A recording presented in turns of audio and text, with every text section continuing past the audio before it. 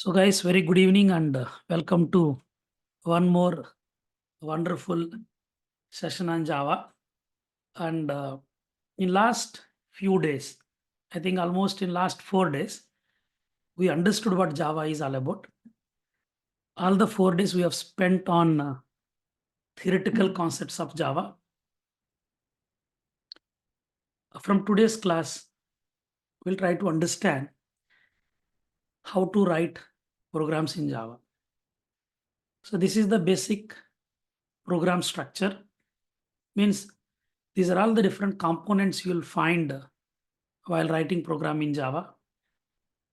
The first one is known as the documentation section, which is suggested. Suggested means it is recommended to write documentation section in the program. So what do you mean by documentation section?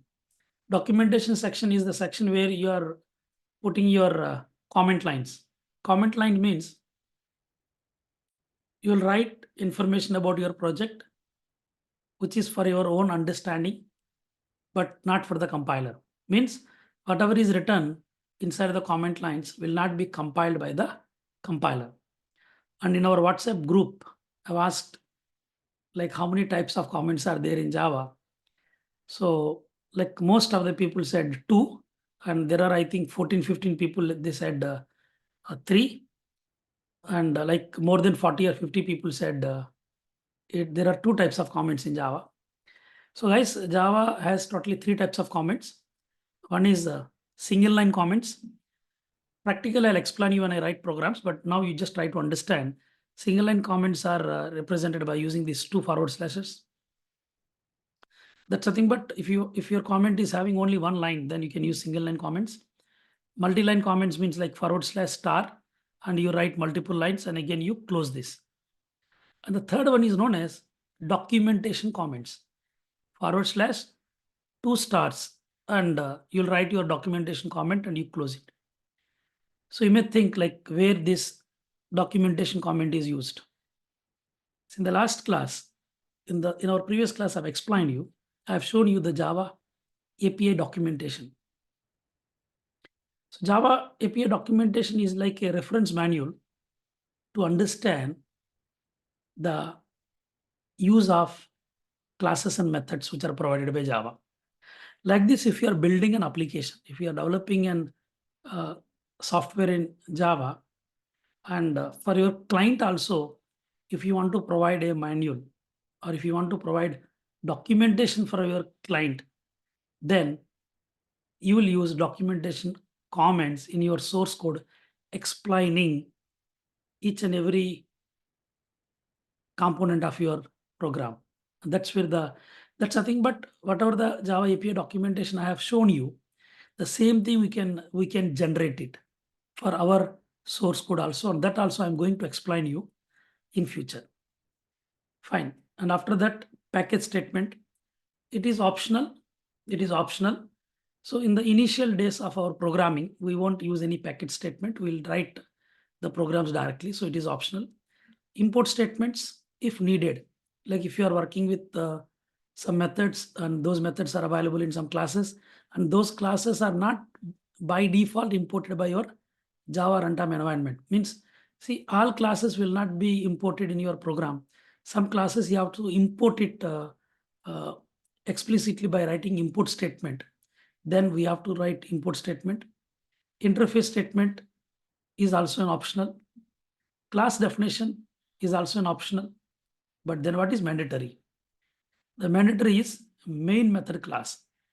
So suppose if you want to write a program in Java, then you must have a main method class. Means you should create a class which should contain the main method. Why? Because main method indicates the starting point of your program execution. Your project may have hundreds of classes, but there should be only one entry point for your project.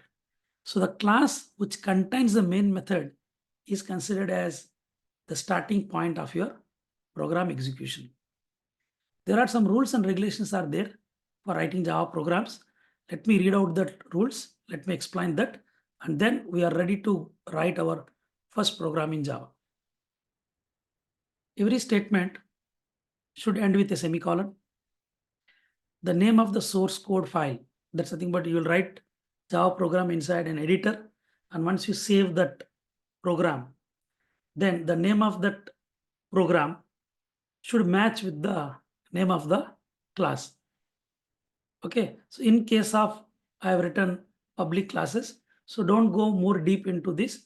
As of now, you just understand that name of your source code file and the class name should be same. Okay, later I'll tell you like in what cases it can be different. Java is a case sensitive programming language, and everything must be placed inside a class, because this feature makes Java a true object oriented programming language. So guys, now we are ready to write our program. Is it clear? And this is how our simple Java program will look like. I'll show you how to write. But to write this program, you can use any normal text editor. See, to write Java programs, you need two things, guys. Try to understand. You need two things. One is editor, and second one is JDK. So yesterday I have shown you like how you can download the JDK, how you can install it, and how you can set the path. Okay, so this is done. Editor, by default, every Windows operating system will have a Notepad. So you can use Notepad and you can start writing programs in Java. Or if you see Notepad, basically it will be a simple text editor. You can just have a look. It is a simple text editor. So you can write your Java programs here. So if you are not interested to write your Java programs in Notepad, then you can download a software called Notepad++. You can download a software called Notepad++. It will be a little bit colorful and it will look like a more bit advanced when compared to Notepad. Or there is one software called Edit Plus. So these are all different IDEs, guys, which we can use it for writing programs in Java. So what I'll do is first program I'll show you on Notepad only. First program I'll show you on Notepad only. So what you can do here is, first of all, you need to identify at which location in your system you want to write the program. So say in E drive, I'll just create one folder, new. Okay. And here I'll say core Java 8, 9 p.m. Is it clear? Or I can say 8-9 p.m. Is it clear? I'll just create one folder like this. Once this folder gets created, you can say right click. Okay, and you can say here new, and here you can say text document. And what you can do is you can say the file name is hello.java. You can give this name for this file as hello.java. This is one way. And the other way is, I've just deleted this. The other way is you simply open your notepad editor. And here what you can do is you can write, you can save this file first. File, save as, and here I'll say hello.java, and I'm saving this file inside E drive, and I'll search for this, inside D drive. I'll go to this D drive, and I've created a folder. Let me check where I've created this folder. Sorry, in E drive only, core Java, core Java 8-9 p.m. Inside this, I'm creating a file with the name hello.java. Don't simply click on save button. The very important point is here, by default, it will save it as a text file. So what you have to do is you have to choose all files. Save as file type. then click on save. Okay. Now what you can do is you can write your Java program. So what I'll do is I'll spend like much time in writing this simple hello world Java program. But before that, I would like to ask you one question. So what I'll do is I'll open comments for a while and you just tell me in the chat box, have you worked with C or C++ programming language earlier? Just let me know in the chat box. Comments are open. Very good. Ajay said okay. Nayana said yes. Kiran said no. Fine, no problem. I'll explain you everything from the basics only. Everyone, Sapnil, Vaishali yes, Nidhi yes. Fine. Fine. Yes, Venkat yes. So what I'll do is I'll just create basic skeleton of Kajal S. I'll create basic skeleton of C program first, and slowly I'll just convert that into Java. So I'll pause the comments, guys. Now see, in C language, how your program starts, you'll start with main, okay, and you'll write your print statement, printf, and you'll say hello world. This is your simple C program, okay. Now this C program I'll convert into Java program. So in C language, there is a function called printf, which prints an output message on the screen. That's nothing but on the console. But whereas in Java, we don't have like this printf statement like C. We have a statement called system.out.println. So whenever you write this system.out.println and in parentheses, whatever the message you want to print, that you can write it here. And remember, S is capital. Remember, S is capital. Okay. So this is the output statement I have written. Now, here, main is nothing but a function. What is the basic definition of a function? A function is nothing but group of statements, or a function contains group of instructions which are going to perform a task. So a function is like a small program. And when a program executes, it should give some result to you. It should give it should return some value. So when a function is not returning any value, then also you have to mention in object-oriented programming, because object-oriented programming is very strict. Is it clear? So that's the reason exactly before the main, you have to write void that indicates function is not returning any value. And generally, functions are designed to take some inputs, because if a function is taking input, then only it will return a value. Is it clear? And there are functions which can return values without taking input also. But generally, functions are designed to read inputs. They are designed to take inputs.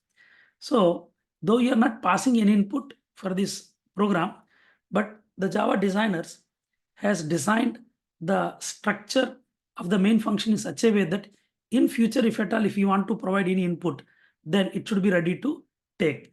So that is the reason we have to declare a argument variable, which is an array type, and the type is of string type. Now you may ask me, sir, why it is of string type? Because we are not aware that what kind of input you are going to pass to your function. Is it clear? In future, if at all, if you want to pass any input to your function, you are not sure that what kind of input you want to pass.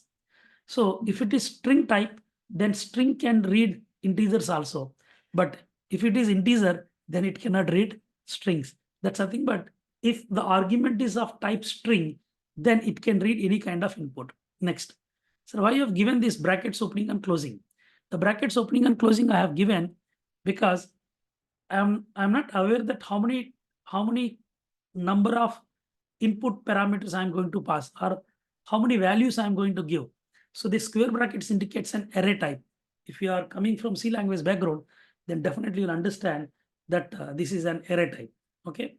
And as per object-oriented programming concepts, as per object-oriented programming guidelines, you're not supposed to use, you're not keep any function independently like this. Everything should be encapsulated inside a class. Encapsulation is one of the primary feature of object-oriented programming. So encapsulation is nothing but you have to put everything together as a bundle. And that bundling is done by using a concept called class. So here I'll give the class name as hello. Okay, and I'll just keep it like this. Okay, now this is not enough, guys. Still, there is some little bit explanation. Let me explain you that also first. So now what you have done is you have created a class with the name hello. So let me show you that this is your class. This is your class. And the name of the class is hello. Hello. Inside this hello, you have written one function called main. So if you want to run this program, then the execution should start from the main function, because main function indicates the starting point of your program execution. So who is going to execute this main function? Your Java runtime environment. Is it clear? Your Java runtime environment or your Java interpreter is going to run your program. So where your Java interpreter is located? It is located somewhere in C drive program files that I have shown you yesterday. Where your program is saved, it is saved somewhere in E drive. So if any program of any, or if anyone wants to access a function which is available inside a class, then the function must be declared as static. Means static functions are only accessed outside the class directly. That is what the basic rule of object-oriented programming is. So that is the reason the function must be declared as static, and this function is accessed outside its scope. That is the reason this function should be made as public, because public data is only accessed, or public data is only available everywhere. Because of this reason, you have to make this function as static so that it can be accessed outside this hello class directly. Is it clear? Without any reference. And as it should be available everywhere, we have to declare it as a static. So if you have already heard this hello world program somewhere, then you just try to compare that. Are you aware of this? Each and every word what you are writing here has some reason behind that. Okay, save this. So I have saved this program. Now what you can do is you can go to this command prompt, just type cmd, and go to E drive, then go to cd core Java. Okay, 89-pm. Okay, so this is the freshly created folder. You can give the command as dir. Dir stands for directory listing. You'll see the list of files available, and you can see here there is one file, hello.java, and at what time it is created. Now we have to compile our program. Okay, so if you want to clear the screen, you can simply say cls. Okay, and if you want to compile your program, you can say java c. Java c stands for Java compiler, and here you have to pass the name of the file to your compiler and simply press enter key. If everything is fine, if there are no errors in your program, then immediately you'll get that prompt as it is without giving any indication.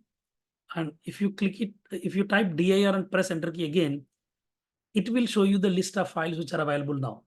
Earlier, there is only one file, hello.java. Okay. Now, after compilation, one more file is created that is known as hello.class. So this hello.class is produced after the compilation. That means Java compiler will compile your program and it will produce bytecodes, and it will keep those bytecodes in a file having extension as .class. Guys, hello.java is known as source code. So if you know basic command line interface commands, then you can use the command like type, and you can say hello.java, and you will see the program what you have typed. This is your source code. .java file is known as source code. Now you can say type hello.class, and you'll be surprised to see that you cannot read any instructions there, because bytecodes are nothing but the intermediary codes which are not understood by the human as well as not understood by the machine also. But if you want to run this program, then how you are going to run? You have to call the Java interpreter. Earlier Java C, it's a compiler. Now Java interpreter, space, and give your file name hello.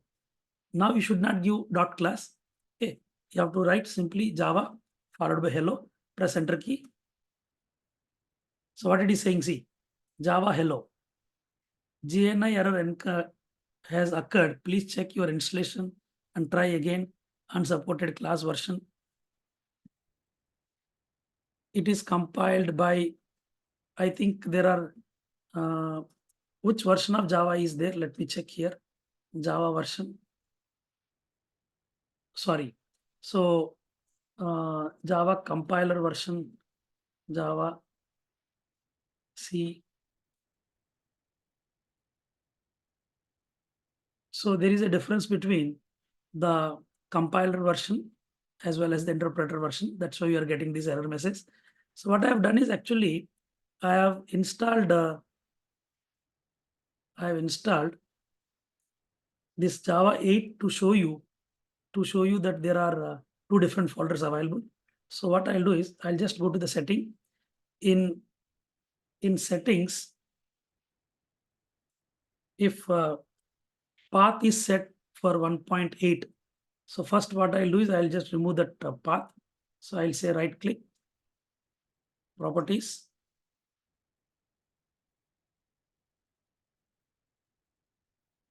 then I'll say advanced system settings, environment variables, and here there will be a variable, like two paths are set, guys. That is the problem. There are two paths, so we have to remove one path. Is it clear? We have to remove one path. So what I'll do is let me remove this sample. It is not required, and I'll remove this JDK 1.8 software once. So I'll say control panel, uninstall a program, and here if you see JDK Java, see Java 8 is there. Is it clear? So we don't require this. So I'll just remove this. Yesterday only I have installed to show you like what is there in earlier versions of Java. I installed uninstalled that. Okay, and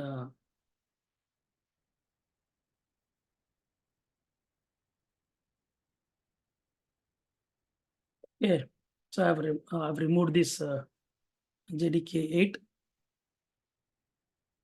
After doing this, what you can do is you can just go to this command prompt again. And if the command prompt is open, you exit and you enter it again. Now let me check here what version of compiler it is considering. 21 Java hyphen version. So both are considered as 21 only. Now you can say Java C and you can say hello.java. Sorry, we have to go to this E drive, CD for Java 89-PM. This is the folder. Now Java C hello.java is your program. Compiled Java, you type hello, and this is how you get your output. So if you're not getting output, then you have to check if there is any version incompatibility. So if there is any version compatibility issues, then you may get error. Or if the path is not set properly, then also you may get error. So, but generally I don't recommend to make use of this Edit Plus software. Is it clear? I don't recommend to use, to use this notepad. Don't use notepad. What you can do is you can download notepad plus plus. This will be, it will be little bit colorful and there won't be any issues in saving your files. So you can just click on these downloads. I'll show you the notepad downloading process, and I'll show you one program in notepad now. You can just click it. So notepad plus plus is downloaded and I'm installing notepad plus plus. Just have a look.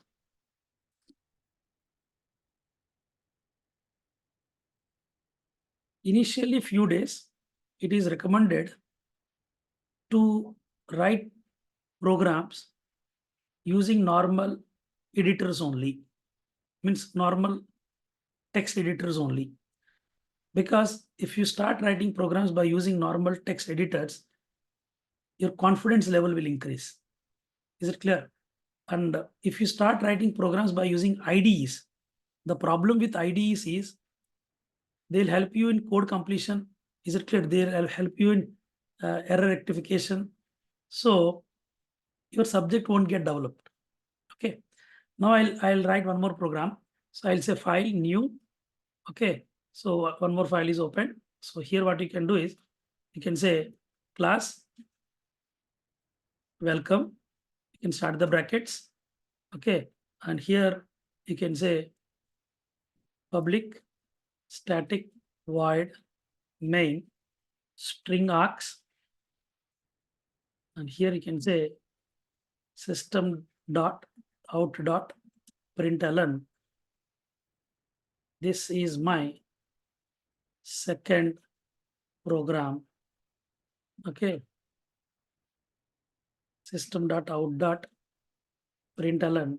So here also you're getting some code completion you can observe. Okay. Java is very powerful programming language, semicolon.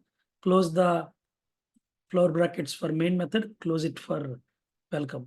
So the advantage in using this notepad editor is it will give you line numbers. Is it clear? It will give you line numbers. I'll show you. Go to E drive. Under this, you just choose this core Java 8 to 9, and here you can give the extension like file name as welcome.java. Is it clear?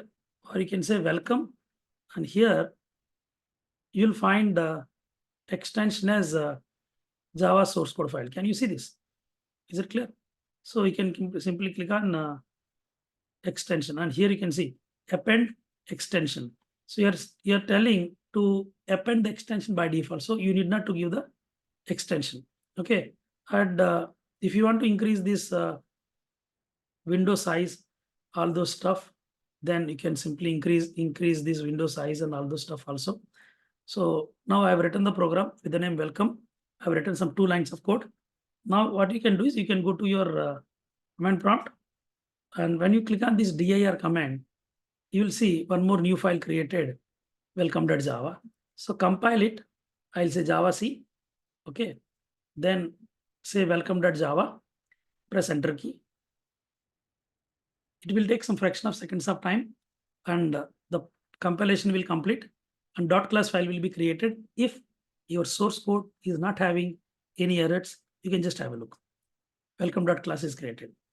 Now what you can do is you can simply say Java, and you can just type welcome, and this is how you get your 2 lines of output in source code, whatever you have written. So guys, this is how we write programs in Java, and this is our the first program, the beginning of Java. So you can use Notepad, or you can use any text editor. Notepad++ also I've shown you, but I have habit of using this editor, that is Edit Plus. So I always prefer writing programs in Edit Plus. The benefit with Edit Plus is we have a boilerplate template. Means if you say file new Java, automatically it will give you some basic skeleton with some predefined code written in it. What you have to do is you need to just give the file name, and you have to start writing the other stuff in the program. So working with editor is like Edit Plus is also a good idea. So guys, it's all depends upon like what kind of editor you want to use it, that you can use it. So let me explain you that what has happened when you have written the program, when you have compiled, when you have executed. So understanding the program execution is very, very important. In the Java programming language, all source code is first written in plain text files having extension as .java. And these .java files are known as source code files. These source code files are compiled by using a compiler that is known as Java C. which you'll get it part of your JDK installation. Means once you install Java, automatically you'll get the compiler. And to make use of that compiler, you have to set the path. Okay, a .class file doesn't contain the executable code, or it doesn't contain the native code to your processor. Instead, it contains bytecode. Bytecode is known as intermediary code. The code which is not understood by humans because it is not source code. And at the same time, it is not understood by the machines also because it is not the executable machine code. Then by whom it is understood? Inside your computer memory, there is one program. That program exactly behaves like a real computer. What your real computer will do? Your real computer will take input, it will process that, it will give you the output. So the program which is sitting inside your computer's memory is behaving like a computer, but that is not computer. So anything which doesn't exist physically, but it gives that kind of feel. Is it clear? That's known as actually virtual reality. Anything which doesn't is not available physically. Is it clear? But it will give you feel that it is there. That's we call actually virtual reality. So the same way, your Java program acting like a real computer, but it is not real. So that's why it is known as Java virtual machine. Virtual machine, a machine which is not physically available. So that's why it is virtual. And this machine is for executing your Java program. That's why it is known as JVM, Java Virtual Machine. So these bytecodes are given to this JVM, Java Virtual Machine, and Java Virtual Machine will go through these bytecodes and it is going to produce the machine codes for the machine on which your JVM is running. So the machine codes are generated or produced by the JVM based upon your underlying operating system as well as the underlying architecture. So guys, so whenever you type this line of code, Java C, then your compiler is going to produce bytecodes and they are kept in .class file. And whenever you say Java and you give your .class file name, like say hello for example, then there is a program called bytecode verifier that will start. Is it clear? See, the interpreter will go and sit in the memory. And as a part of this interpreter, there is one program called bytecode verifier that will means there is one like first one program is there, class loader. That class loader will load the bytecodes into the memory and it will feed those bytecodes to the bytecode verifier. Is it clear? And the bytecode verifier will check each and every token of your bytecode, and if everything is good, then it is going to produce machine code, and finally you will get the output. So second time onwards, whenever you run your program, this whole process this whole process will not be there. Why? Because already it has produced the machine code once. So second time onwards, JIT compiler, what we call just-in-time compiler, will run and it will give you the output. So this is going to improve the performance of your application. There is a lot is there to understand the JVM architecture and all those stuff, but then I'll explain you later once you become like a bit comfortable with the programming. So whatever I've explained you now, whatever I've explained you, that everything I have represented in the form of a picture, you can just have a look. So the Java environment is divided in two parts: compile time environment, runtime environment. In compile time environment, you can just have a look at this picture. Your .java file taken by your compiler, bytecodes are produced, then bytecodes are loaded into the memory by using a program called class loader. After giving it to the class loader, they are given to bytecode verifier, and at this moment, if any supporting libraries are required, they are also loaded in the memory. and your Java interpreter for the first time, it will check each and every line of your bytecode and it will produce machine instructions. Second time onwards, just-in-time compiler will come into picture and it will speed up the process of compilation because Java interpreter has gone through that code earlier. So this is how the performance of your application will be improved. And this actually component is known as Java virtual machine. This is known as the runtime system. This is running on your operating system and operating system is running on your Java. So your Java programs are run on an virtual environment, but not on a real operating system or the hardware. Thus makes Java as an platform independent programming language. So the same thing I have explained by just taking this small animation, like this is your hello world Java. Compiler is going to compile and producing bytecodes, and hello world Java is has converted into hello world dot class. So this, see, if anything is explained in the form of a picture, that will create direct impact in your mind. So the compiler is like crushing and producing the dot class file. Once this step is done, then when you run your Java program, then there is one program called class loader that will load the bytecodes into the memory. Once this job is done, then automatically these codes will be fed to the bytecode verifier, and bytecode verifier keep on checking each and every token of your code, and then it will give it to the execution engine, the JIT code generator, the just-in-time compiler, and finally the output will be produced. Is it clear? So guys, from this you need to understand that for every operating system, there is a separate virtual machine available. So if you look at this code, this is your Java program you compiled, and the same compiled program can be executed on any machine.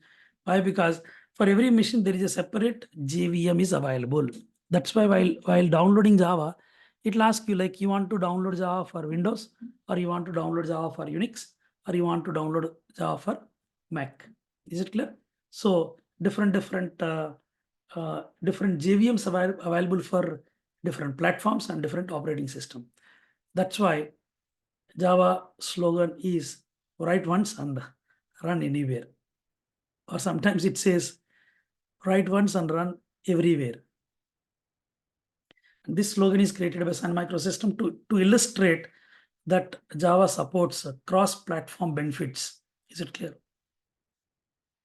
And I have given this image, this one more image I have given to tell you that this virtual machine is not available only for the systems, only for your desktops and laptops.